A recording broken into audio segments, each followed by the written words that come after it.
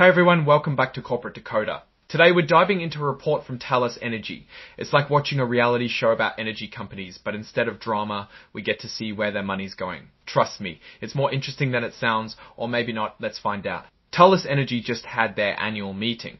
We're going to break down what happened when the shareholders got together and voted on important company stuff.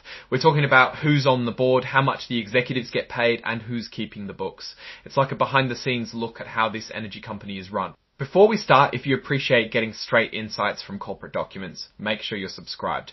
We also have a Discord community link in the description below where you can discuss these reports with other smart cookies. First off, the annual meeting happened in May. At this meeting, shareholders, the people who own a piece of the company, voted on four main things. They voted for the people on the board of directors, how much the top executives should be paid, how often they should vote on executive pay, and which firm should check the company's financial records. Think of it as a popularity contest, but with real-world consequences. Let's talk about the first vote, electing directors to the board. These are the people who guide the company's strategy. The 7 people who are up for election each got the thumbs up from the shareholders, meaning they'll be sticking around for another year until the annual meeting next year. We're talking about Neil Goldman, Paul Goodfellow, Paula Glover, John Brad Juno, Richard Sherrill, Charles Sledge, and Shandell Sabo. I'm looking at the numbers. Almost all of them had more than 140 million votes in favour. For example, Paul Goodfellow got over 148 million votes. There were a few votes against, but the 4 votes easily won the day. It's like a landslide victory in a school election. Now here's a bit of a change. Donald Kendall's time on the board ended at this meeting, so the board is now smaller, going from 8 people to 7. Next up, executive pay. Shareholders got to give their opinion on how much the top executives were paid. It's a non-binding vote, meaning the company doesn't have to listen, but it's still a good way to see what the owners think. The shareholders voted to approve the executive compensation for the year. It's like saying, yep, we think you're worth it. The vote wasn't totally unanimous though. While over 135 million votes were in favour, almost 12 million were against. That's a decent chunk of people who weren't too happy with the pay packages. Still, the 4 votes won out. Shareholders also voted on how often they should get to vote on executive pay. They could choose every year, every 2 years, or every 3 years. Most shareholders voted for every year. More than 140 million votes said yes to yearly votes. It means the owners of the company want to keep a close eye on executive pay and have a say every year. Finally, the shareholders voted on who should be the company's independent accounting firm. This is the firm that checks the company's financial statements to make sure everything is accurate.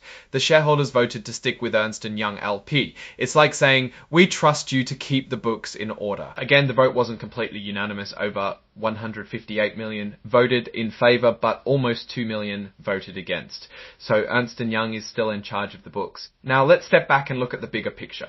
Talos Energy seems to be running smoothly. The same directors are there for the next year.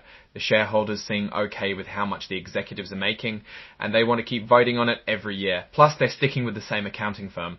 One thing to note is that while the votes were mostly in favour of everything, there were always some people who voted against. It shows that not everyone agrees on everything, which is normal in any company.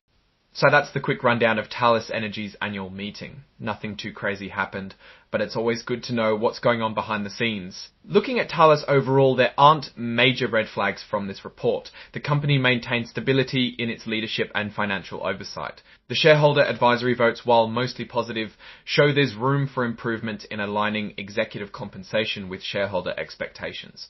One notable risk is the consistent level of dissent in the votes. While the proposals pass, the significant number of against votes suggests underlying issues that Talos needs to address. In conclusion, Talos Energy is maintaining course. The company needs to continually engage with shareholders and address any underlying concerns about executive pay. Alright, that's our breakdown of Talos Energy's latest report. What's your take on these numbers and what they signal for the company's future?